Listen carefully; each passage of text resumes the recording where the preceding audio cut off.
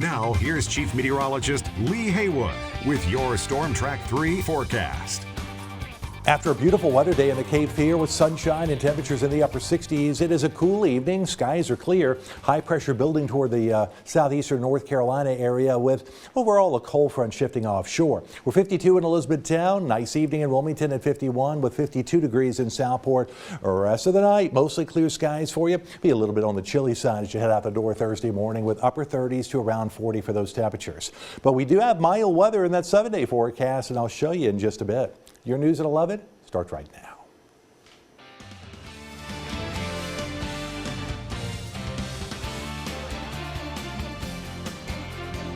A deep-sea rescue will show you the valiant efforts of the Coast Guard saving 2 men from their sinking boat off the coast of the Cape Fear. Plus, unhappy housing, what's driving a spike in home insurance rates that's coming later this year. And later, the Federal Reserve making its first interest rate announcement of 2025. We'll look at what it means for your wallet. Thanks for joining us tonight for WWAY News at 11. I'm Jeff Rivenbark. A military helicopter collided with a regional jet near Washington, D.C. tonight. It is our top story at 11. Here's what we know. A regional jet collided with an Army Black Hawk helicopter near Ronald Reagan National Airport around 9 o'clock tonight. The aircraft with 60 passengers and 4 crew went down in the Potomac River near the airport. Right now, a multi-agency search and rescue operation is underway. Fireboats are on the scene of the rescue operation. The National Transportation Safety Board is leading the investigation. We're told there could be multiple casualties. We will update you as we learn new information, and we'll have the very latest details on WWAYnews.com. Back at the Cape Fear, Wilmington police are investigating a vehicle versus pedestrian collision at the intersection of South College Road and 17th Street. It happened around 7:30 tonight. Wilmington police have not released any other details at this time. The Coast Guard rescued 2 men about 100 miles east of Wilmington after their 32-foot sailboat began sinking. The pair called for help yesterday. An airplane arrived on scene first, deploying a dewatering pump to help manage the flooding aboard the boat. A helicopter arrived shortly afterward to hoist the 2 boaters up and take them to shore. The 2 men were in stable condition with no injuries, and the boat was abandoned at sea.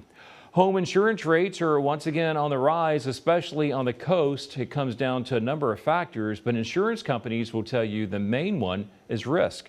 Starting in June, North Carolina will see a baseline increase of 7% this year. Homes in coastal areas will see an increase of 10%, and homes on or near the beach will see an increase of 16%. Curtis Goldsboro with Nation Insurance Inspection Services says insurance companies are becoming more reluctant to offer cheaper rates to homes by the coast because hurricanes may be getting stronger and more unpredictable. When you throw in the rising cost of land and construction, hikes are expected to continue in the coming years. I think the unfortunate reality is that moving forward and into the future, insurance is just going to be significantly more expensive in these higher risk areas. The good news is some insurance companies are exploring offering cheaper rates to policyholders that spend money on preventative measures, so it's worth asking an agent if that's a possibility. We have new details on an election that has still not been certified. State Supreme Court Justice Allison Riggs leads challenger Jefferson Griffin, but Griffin wants a number of votes thrown out. WWAY's Keelan Berrien explains why some ballots are being challenged and is following the story for us tonight. He joins us now live in our studio. Keelan, what can you share with us? Well, Jeff, take a look at this, right? It's a voter registration application. And when I spoke with Paul Cox, the general counsel for the North Carolina State Board of Elections, he says in the past, personal identification numbers like driver's license or a social security number wasn't required to register to vote. But in 2023, the state made it a requirement. It's part of the reason why Griffin claimed some people weren't properly registered to vote. On Monday, we told you more than 60,000 North Carolina ballots for a state Supreme Court seat are being challenged by Republican candidate Jefferson Griffin, who is currently losing his race by a little more than 700 votes. Now, if you don't remember, maybe this will jog your memory. I showed my ID when I checked in. They checked it, the dress matched, everything. They told me I was good to go. So why should my vote be pulled out? Remember now? Well, out of New Hanover, Brunswick, Columbus, Bladen, and Pender counties, about 4,000 ballots are being challenged, according to this list of names, which shows if your ballot is being disenfranchised. The state board has determined that there is nothing wrong with any of these voters. But if you are worried about your ballot, General Counsel for the North Carolina State Board of Elections, Paul Cox, says to call your county's Board of Elections to check your registration record. They can submit an updated voter registration form. They can do it if they're a DMV customer. They have a driver's license from North Carolina. They can do it through the DMV's website. Cox says the reasons for the confusion is due to old voter registration applications not requiring a driver's license or a social security number when registering to vote. When you show your driver's license, the election worker is not jotting down your driver's license number, and they're not asking you for your social security number, so it's not in the system. And even if you did register to vote through the DMV, those numbers are automatically transferred to the elections electronic database. Cox says it's problems mainly dealing with registrations done on paper. However, newer applications require the personal identification information, which Cox says can sometimes be neglected to be transferred. Sometimes there are errors where a county worker just doesn't put the number into the database. Even though the person, the voter gave them the number, it's not in the database. And for women who provided a number using their married name opposed to their maiden, it can also be a factor. That record doesn't match. Now, when you don't get a match in the records in the database, our system removes that number from the database. Now, a trial court hearing on the challenge has been scheduled for February 7th to decide if the appeal of the election protest that was dismissed at the State Board of Elections. To see if your name is on the list, look for this story on our website. Jeff? Keelan, thank you. The New Hanover County Board of Elections will officially conduct all operations out of their new building starting tomorrow. The new facility is next to the New Hanover County Government Center. You may recall the new building served as an early voting site last fall. After the Board of Elections staff began relocating to the new site from their current office space, which is at the New Hanover County Public Library Northeast Branch, located on Military Cutoff Road. U.S. Attorney Michael Easley Jr. announced today that he is stepping down from his position on Monday. President Joe Biden nominated Easley to the post in the fall of 2021, but President Donald Trump wants to appoint new U.S. attorneys throughout much of the nation.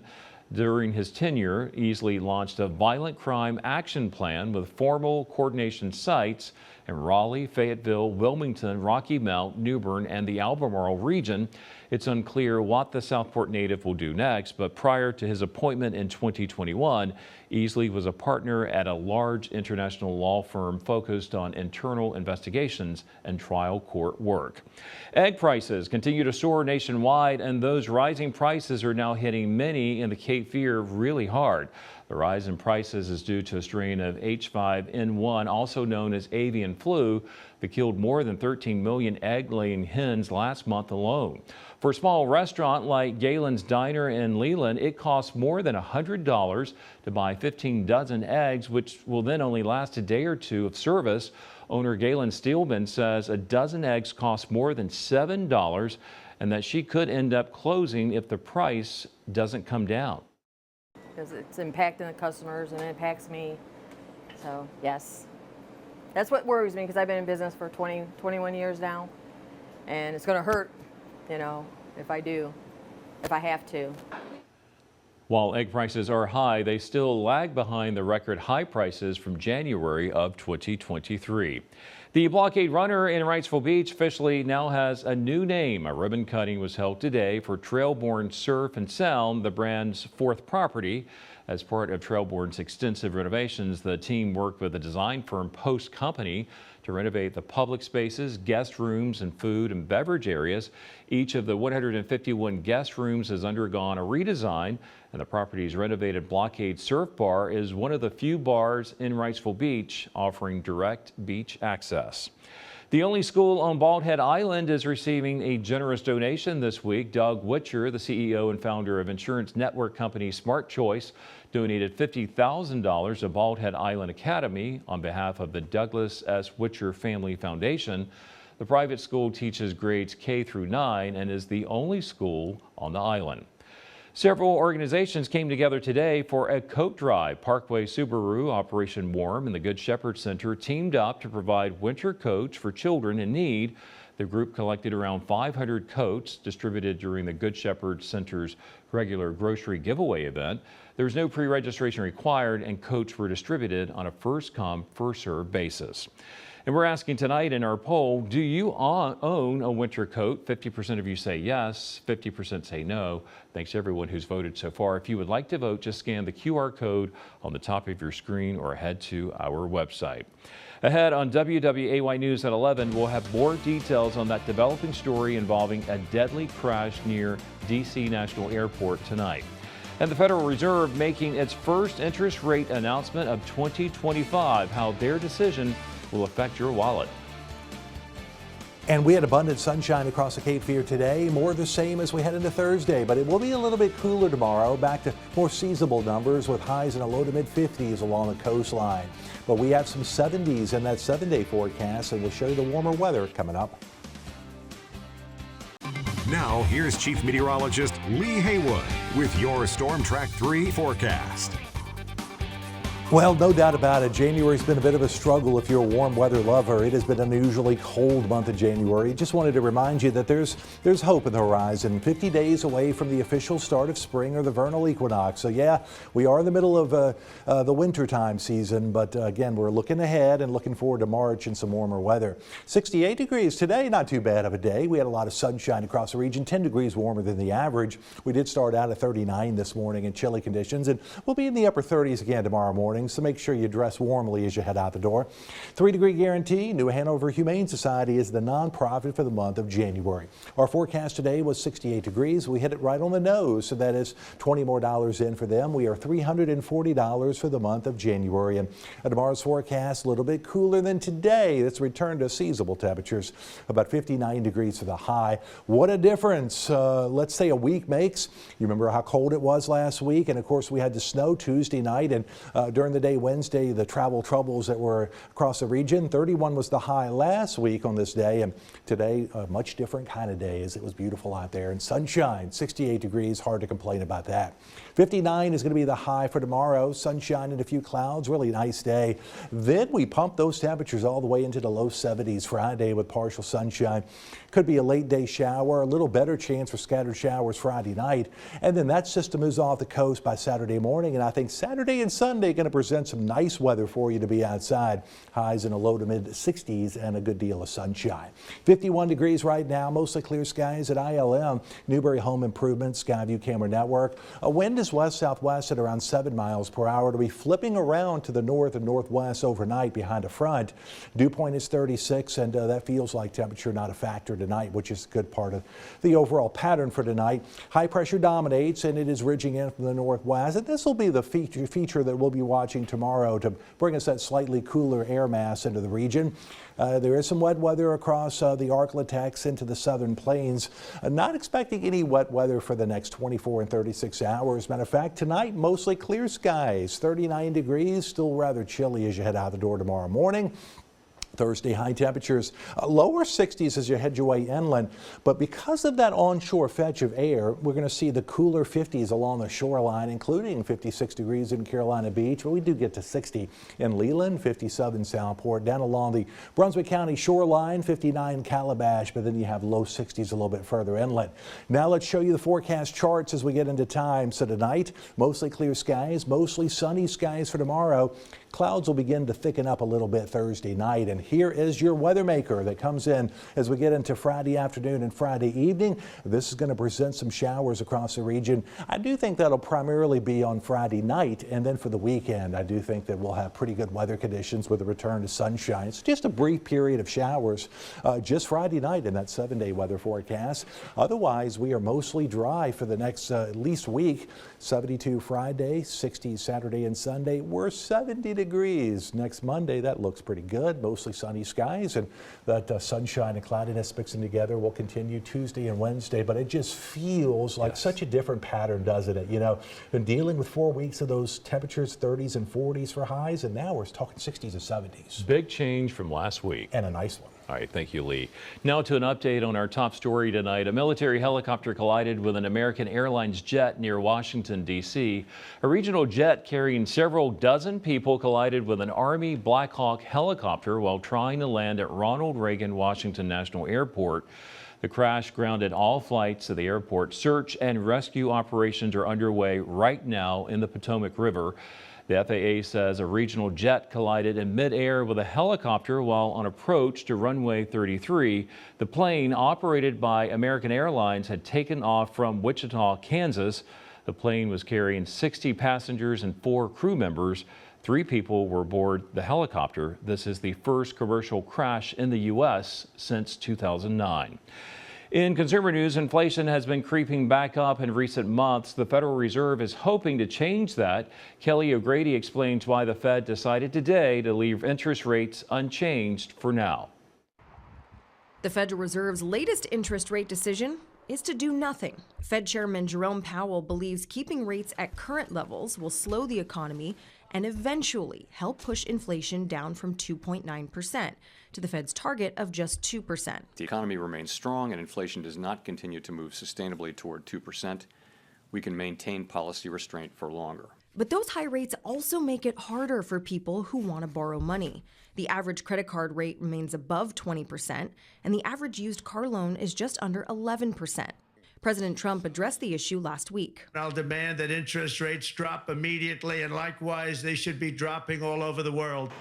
And the president continues to propose tariffs on items imported from Mexico and Canada. There are a lot of economists out there who believe that depending on the scale of tariffs and for how long they last, we could see the inflation rate drift up above 3 to maybe 3.5% on an annual basis. The Trump administration insists tariffs will not lead to widespread inflation.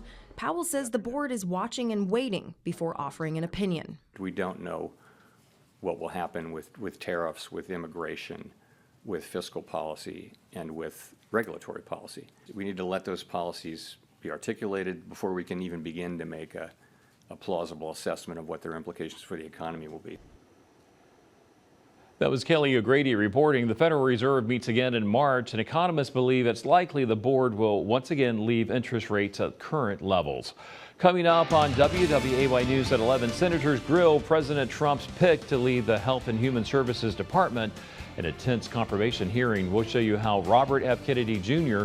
made his case to make America healthy again. President Trump signed the first bill of his second administration into law today and announced plans to send migrants who commit crimes to Guantanamo Bay, Cuba. As Erica Brown reports, the nominee to head the Department of Health and Human Services spent the day on the hot seat on Capitol Hill, facing questions about his controversial views. President Trump signed the Lincoln-Riley Act into law, giving federal authorities broader power to detain and deport undocumented immigrants. The new law was named for a 22-year-old Georgia nursing student killed last year by an undocumented migrant from Venezuela while she was out for a jog. While on her run, Laken was attacked, viciously assaulted, beaten, brutalized, and murdered by an illegal alien gang member who was set loose into our country by the last administration. At the White House ceremony, Trump also announced he is signing an executive order instructing the Pentagon and Department of Homeland Security to prepare Guantanamo Bay in Cuba for use as a migrant detention facility. We have 30,000 beds in Guantanamo to detain the worst criminal illegal aliens threatening the American people. Some of them are so bad we don't even trust the countries to hold them, because we don't want them coming back. It has also been a busy day here on Capitol Hill. Senators on the Finance Committee grilled Robert F. Kennedy Jr., President Trump's choice to lead the Department of Health and Human Services.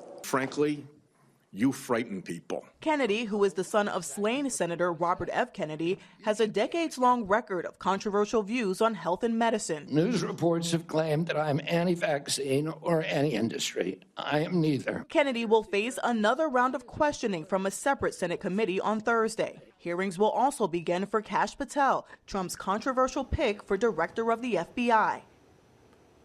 That was Erica Brown reporting. In other news, a judge sentenced former New Jersey Senator Bob Menendez to 11 years in prison this afternoon. The Democrat was convicted last July on 16 counts of bribery, extortion, conspiracy, and obstruction of justice. He accepted bribes, including cash and gold bars, to benefit the governments of Egypt and Qatar. Sports is next on WWAY News at 11. We'll show you the emotional moment. Two high school basketball teams honored a former player who died unexpectedly. WWAY Sports brought to you by Hughes Brothers Tire and Auto. It was an emotional moment last night when the South Columbus girls basketball team took the court for the first time without a teammate who died unexpectedly. On January 16th, the school announced that 18-year-old Zariana Drayton had died. Teammates, family, and friends called her Rain, as she was said to be an all-A student. These photos show a moment of silence before the Stallions matchup at Pender High School last night. Players on both teams wore T-shirts reading 21 Strong, and Rain's jersey was brought to center court as an honorary captain. The game was paused when the Stallions scored their 21st point, and the crowd erupted in applause. UNCW Athletics will be holding a special sports day for young women this Friday, a National Girls and Women's in Sports Day clinic. It's happening Friday afternoon from 4:30 to 6:30 in Hanover Hall before the women's basketball game against Hofstra. Girls in 6th grade or younger will be able to play a variety of different sports as part of the clinic. Women's basketball head coach Nicole Wood says this event means a lot to her.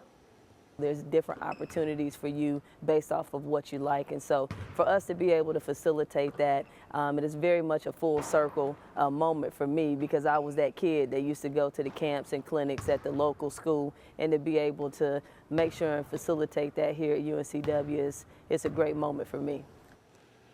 The department will also hold a Play for K ceremony honoring survivors and those women affected by cancer before their game on Sunday. A UNCW men's player was one of 5 college basketball players to be named the Oscar Robertson National Player of the Week by the U.S. Basketball Writers Association. Bo Montgomery scored a career-high 24 points in a win against the CAA's last unbeaten team, William & Mary. He followed that up with a team-best 18 points in South Carolina to help take down first-place Charleston. Seahawks return to action tomorrow night at 7. They are on the road at North Carolina A&T. And tonight in our sports poll, we're asking, do you plan on going to a UNCW men or women's basketball game this season? Right now, 33% of you say yes, 67% say no. Thanks to everyone who's voted so far. If you'd like to vote, just scan the QR code on the top of your screen or head to our website. We're in for a couple of nice mild days. Up next, Lee is back with another look at your forecast and our next chance for rain. Light jackets as you head out the door tomorrow morning, as temperatures are in the upper 30s to about 40 degrees at daybreak. We'll see mostly clear skies to start and a nice day tomorrow with sunshine, just not as warm as it was today. More seasonable with 59 for the afternoon high, but temperatures soared to the low 70s on Friday. We'll see more clouds around Friday, perhaps an isolated late day shower, but a better chance for scattered showers Friday night, and they should come to an end before daybreak Saturday. So I do think Saturday is going to be a beautiful day, mostly sunny and 64 degrees, and those temperatures, Jeff, as you can see, are very mild in the extended range weekend and next week. Highs solidly in the 60s with a 70 sandwich in there on Monday. So we're going to be enjoying some great weather as we start February, which of course February 1, Saturday. Not a bad looking forecast. Pretty good. All right, before we go, another update on our top story. A regional jet collided with an Army Black Hawk helicopter near Ronald Reagan Washington National Airport. Both went down in the Potomac River near the airport around 9 o'clock tonight. A multi-agency search and rescue operation is underway right now. This marks the first major commercial crash in the U.S. since a crash in Buffalo, New York in 2009, when dozens of people were killed. Be sure to tune in to Good Morning Carolina for the very latest on this developing story. And thanks so much for joining us tonight. Have a good night.